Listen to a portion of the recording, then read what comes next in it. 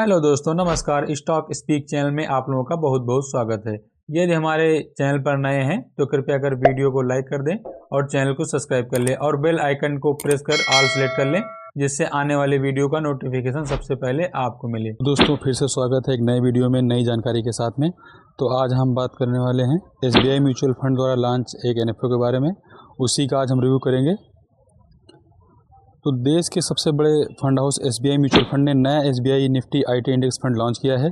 यह एक open ended scheme है जो निफ्टी IT इंडेक्स को ट्रैक या रिप्लिकेट करती है। यदि आप इस NFO में इन्वेस्ट करना चाहते हैं तो 4 फरवरी से लेकर के 17 फरवरी 2025 तक इन्वेस्ट कर सकते हैं। AMC में फंड लिस्ट हो जाने के बाद आप इसमें इन्वेस्ट कर सकते हैं। तो बात कर लेते हैं कि इस NFO का क्या उद्देश्य है। तो इस स्कीम के माध्यम से उन निवेशकों को निवेश का मौका देना है जो लोग IT सेक्टर में अपना पैसा इन्वेस्ट करना चाहते हैं और निफ्टी IT इंडेक्स में शामिल सिक्योरिटीज़ के कुल रिटर्न्स के समान रिटर्न पाना चाहते हैं। लेकिन इसमें ट्रैकिंग एरर हो सकता है और रिटर्न की गारंटी नहीं दी जा सकती है, क्योंकि हो सकता है कि इस फंड में वह कंपनी ना हो जो कि निफ्टी IT इंडेक्स में कंपनी है और उसने बेहतर रिटर्न दिया है, इसलिए कम या ज़्यादा रिटर्न हो सकता है।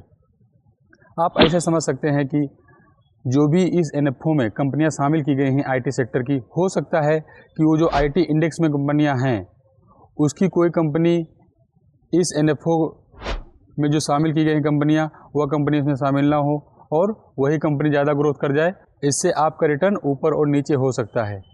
ये कोई गारंटी नहीं है कि अगर IT इंडेक्स रिटर्न 20% दे रहा है तो आपका ये NFO भी 20% दे रहा है। हो सकता है कि NFO रिटर्न ज़्यादा दे दे और IT इंडेक्स रिटर्न कम दे। इस NFO के माध्यम से SBI म्यूचुअल फंड जो है कहाँ पर आपका पैसा इन्वेस्ट करने वाला है।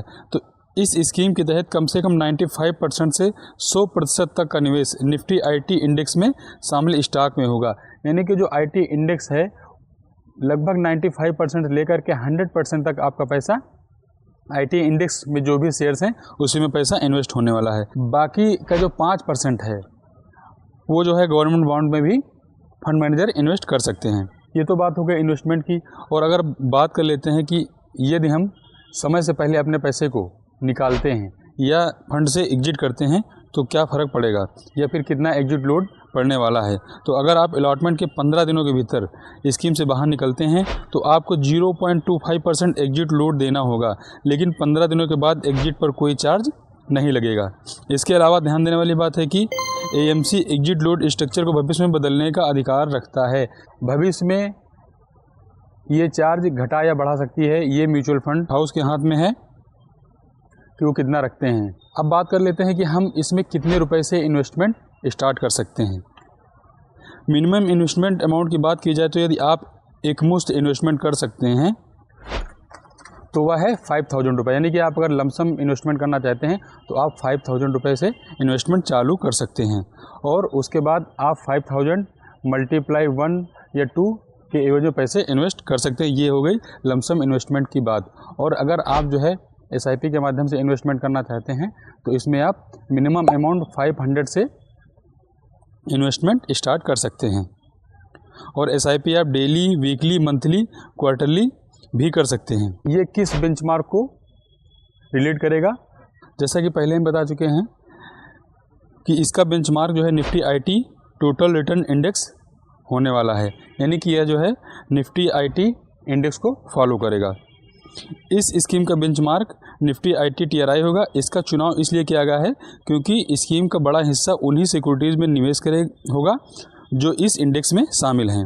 हालांकि ट्रस्टी को अधिकार होगा कि वो मार्केट कंडीशंस बदलने पर बेंचमार्क में बदलाव कर सकते हैं। अगर कोई और इंडेक्स बेहतरीन कंपैरिजन का आधार देता है तो उसे लागू किया जा सकता है। इसका मतलब यह है कि भविष्य में अगर आपके फंड मैनेजर देखते हैं कि अन्य जो है शेयर्स में या अन्य कोई इनके कंपैरिजन का ही इंडेक्स है तो उसमें भी पैसा इन्वेस्ट कर सकते हैं, अगर उनको संभावना लगती है कि इससे ज़्यादा उसमें ग्रोथ होगी। परंतु इसका अधिकतर हिस्सा IT इंडेक्स जो शेयर हैं उन्हीं में इन्वेस्ट होगा। हालांकि कॉर्पोरेट एक्शन जैसे मर्जर रिकंस्टिट्यूशन की स्थिति में स्कीम उन स्टॉक में भी निवेश कर सकती है जो फिलहाल इंडेक्स में शामिल नहीं है। यानी कि भविष्य में अगर कोई कंपनी डीमर्जर होती है, अलग होती है, तो कंपनी उन स्टॉक में भी इन्वेस्ट कर सकती है। ये हो सकता है डीमर्जर के बाद जो है कंपनी अलग होकर के दूसरे इंडेक्स में शामिल हो जाए, परंतु जो आपके फंड मैनेजर हैं उसमें भी पैसा इन्वेस्ट कर सकते हैं। और यदि इंडेक्स में किसी बदलाव की संभावना हो, जैसे किसी कंपनी को जोड़ना है, हटाना है, इन बदलावों के अनुसार अपने पोर्टफोलियो के 7 दिनों के अंदर रीबैलेंस कर लेगी। यानी कि अगर कोई बदलाव करना है, अगर इंडेक्स में कोई बदलाव हुआ है या फिर होने वाला है, तो आपके जो फंड मैनेजर हैं वो भी 7 दिन के अंदर पोर्टफोलियो में रीबैलेंसिंग कर सकते हैं। जो सबसे मेन बात होती है NFO की, या फिर कोई भी फंड लॉन्च होता है तो उसके फंड मैनेजर की, यानी कि जो मैनेज करता है फंड को उसकी।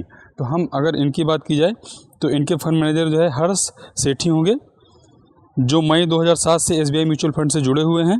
वह SBI Nifty IT ETF, SBI Nifty consumption ETF, SBI Nifty private bank ETF जैसे कई बड़े पैसिव फंड्स को मैनेज कर रहे हैं। यानी कि ट्रैक रिकॉर्ड देखा जाए तो जो हमारे फंड मैनेजर हैं हर्ष सेठी जी, इनका ट्रैक रिकॉर्ड बहुत ही अच्छा है।